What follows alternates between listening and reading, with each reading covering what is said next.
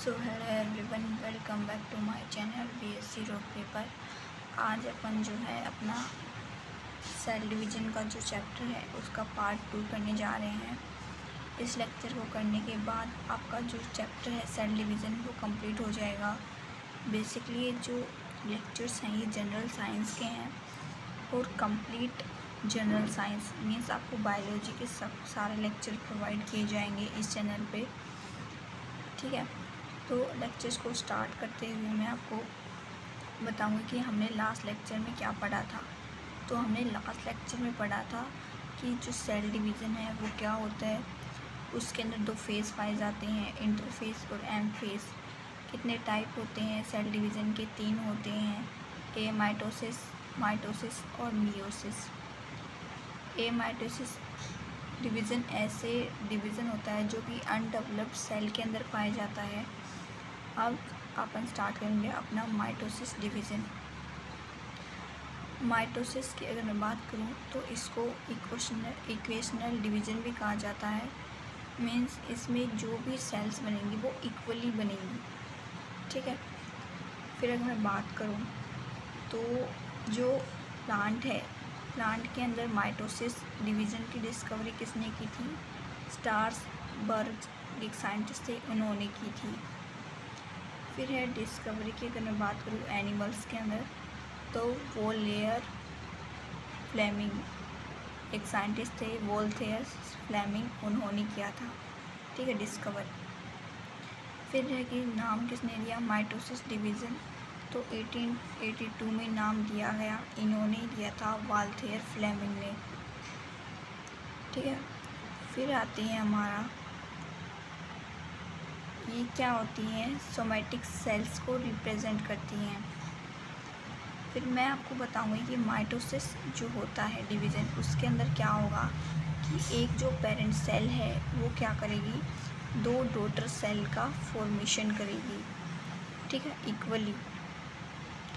Means क्या है, अगर हमारे पास 40 मान लो कि हमारे पास एक पेरेंट सेल है, उसने क्या किया, डिवीज़न शो किया और 2 नई डॉटर सेल्स बनाई। तो इसके अंदर जो डॉटर सेल्स होंगी उनका जो न्यूक्लियस है वो भी सेम होगा, डीएनए है वो भी सेम होगा, क्रोमोसोम है वो भी सेम होगा। मीन्स सब कुछ इक्वली क्या होगा, डिवाइड होगा, बराबरी, मतलब दोनों को बराबर माना जाएगा, ठीक है। तो माइटोसिस डिवीज़न को अपन इक्वेशनल डिवीज़न भी बोलेंगे। तो माइटोसिस को अपन क्या बोल सकते हैं, इक्वेशनल डिवीज़न। जैसे ह्यूमंस की अगर मैं बात करूँ तो 46 क्रोमोसोम है। जब ये जो है पेरेंट सेल डिवाइड करेगी तो 2 नई सेल्स बनाएंगी। तो दोनों सेल्स की अगर मैं बात करूँ तो 46 क्रोमोसोम होंगी दोनों के मिला के, लेकिन एक सेल में कितने मिलेंगे, 23। दूसरी वाली सेल में कितने मिलेंगे, 23।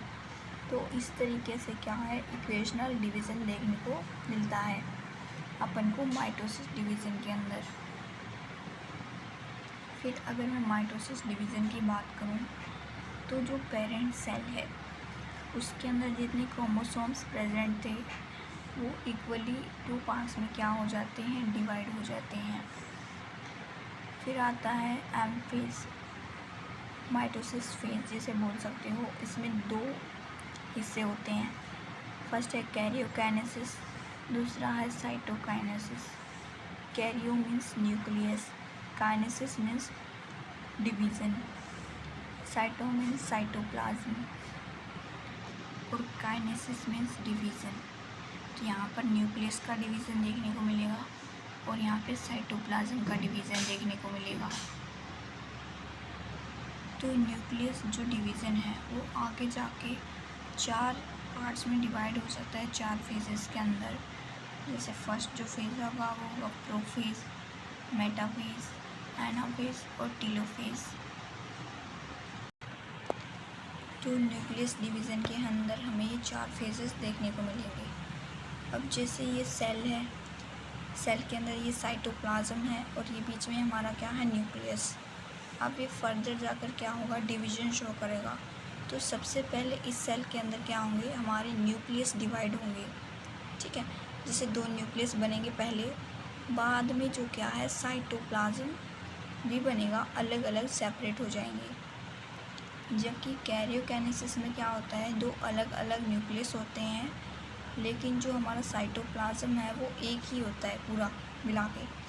फर्दर आके जब ये डिवीजन शो करेंगे तो पहले साइटोप्लाज्म क्या होंगे, यहाँ से बीच में से टूटेंगे और दोनों क्या हो जाएंगे अलग अलग, और दोनों के पास क्या होगा, न्यूक्लियस होगा। ठीक है। तो यहाँ पर पहले क्या होंगे, न्यूक्लियस बनेंगे, फिर डिवीजन शो होगा साइटोप्लाज्म के साथ।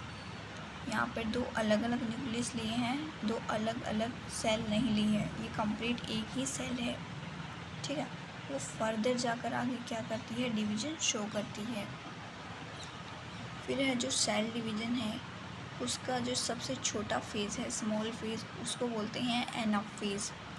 और सेल डिवीजन का सबसे लास्ट फेज़ कौन सा है, साइटोकाइनेसिस। क्योंकि पहले हमारा क्या होगा, कैरियोकाइनेसिस, उसके बाद में क्या होगा, साइटोकाइनेसिस। ये तो था हमारा माइटोसिस फेज़। फिर है हमारा मियोसिस फेज़। मियोसिस को रिडक्शनल डिवीज़न भी कहते हैं। मीन्स यहाँ पर क्या होता है, नंबर घट जाता है। और इसकी डिस्कवरी की अगर मैं बात करूँ तो बीजमैन थे एक साइंटिस्ट, उन्होंने किया था। और जो मियोसिस नाम है ये किसने दिया था, हरे एंड फार्मर जो एक साइंटिस्ट थे उन्होंने दिया था। अगर मैं इनकी बात करूँ मियोसिस फेज़ की, तो इसकी डिटेल स्टडी किसने की थी, स्टार्सबर्ग ने की थी। अब बात आती है कि आखिर मियोसिस फेज़ दिखता किसके अंदर है। तो मियोसिस जो फेज़ है वो स्पर्म और ओवम के अंदर देखने को मिलता है। ठीक है। तो ये जो डिवीज़न है ये स्पर्म और ओवम के अंदर देखने को मिलेगा। और मियोसिस में भी 2 फेज़ होते हैं, meiosis first and meiosis second. अगर मैं बात करूँ माइटोसिस फेज़ किसके अंदर देखने को मिलेगा, तो माइटोसिस जो फेज़ है वो मोस्टली ह्यूमंस और एनिमल्स के अंदर देखने को मिलता है। ठीक है। तो हमारा जो रिडक्शनल डिवीज़न है उसके अंदर क्या होता है, एक जो सेल होती है वो 2 पार्ट्स में डिवाइड करती है, 2 न्यू डॉटर सेल्स बनाती है। अब यही 2 न्यू डॉटर सेल्स क्या करेंगी, अपनी 2 डॉटर सेल्स बनाएंगी। सिंपली कह सकते हो कि हमने एक पेरेंट सेल से 4 डॉटर सेल्स का फॉर्मेशन किया।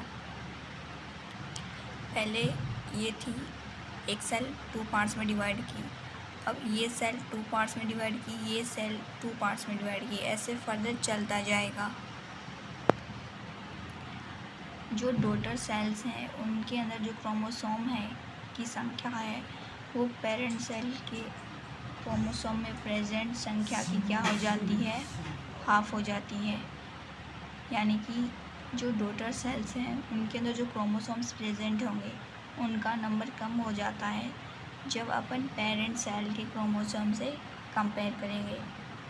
तो ये था हमारा लेक्चर। आई होप आप सभी को समझ में आया होगा। Thank you.